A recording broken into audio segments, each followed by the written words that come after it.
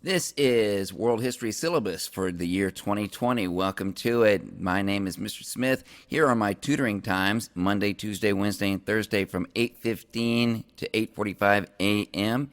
And you can contact me the best way by email. Right there, kevin.smith@risd.org. Materials needed for this class: each student will need his or her Chromebook. That is the most important thing.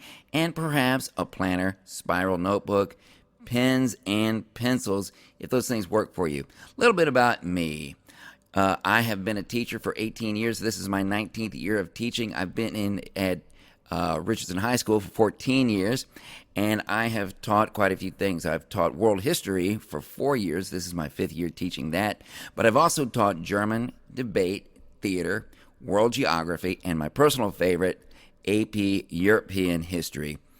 And I've got teaching certificates in German, history, and composite social studies.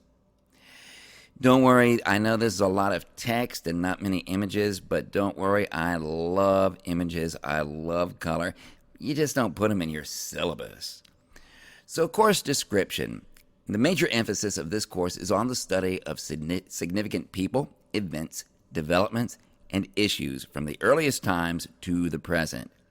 Students will evaluate the causes and effects of political, economic, and social changes since the beginning of history. And students will examine the impact of geographical factors on major historical events.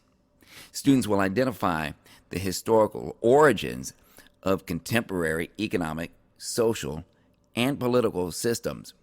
And students will analyze the processes by which democratic Republican governments like ours evolved, as well as the ideas from historical documents that influenced those processes. Students will explore the history and impact of major religious and philosophical traditions.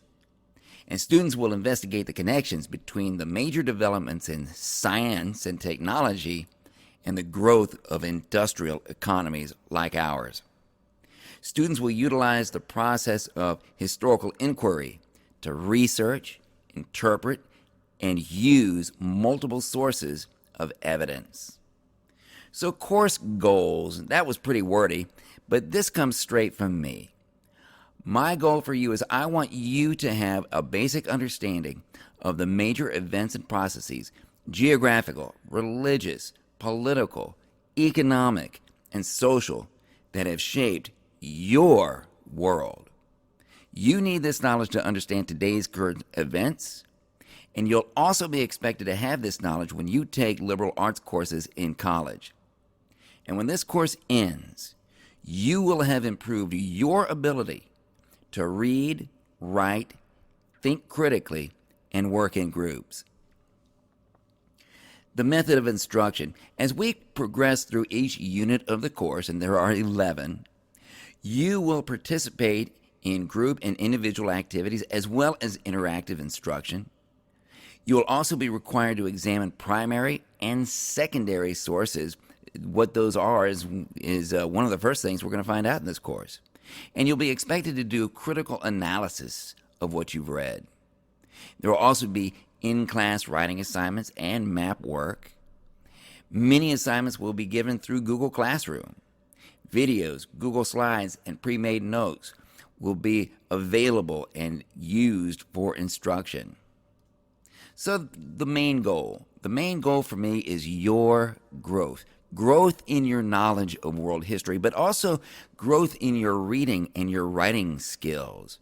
Growth in your thinking skills, analyzing cause and effect and making comparisons and studying changes. Who likes stories?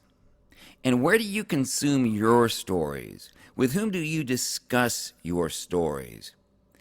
Who watches movies and TV and Netflix and Hulu and Disney Plus and reads books and manga and plays video games? There's lots of stories in video games. When was the last time you told a story to a friend? Hey, you'll never believe what happened to me today.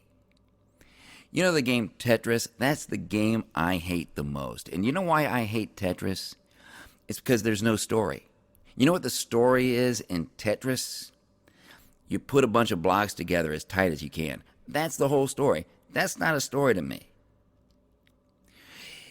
Interesting tidbit. I taught German for 15 years. What is the German word for story? And the German word for story is Geschichte. Can you say Geschichte? I knew that you could. Now here's the interesting part. Guess what the German word for history is? You know, history like you would study in school, a school subject. It is Geschichte. It's the same word, and that is no accident. Next, you're going to watch a film clip from a movie you may have seen before, and it's called The Never Ending Story. And we're going to watch that now.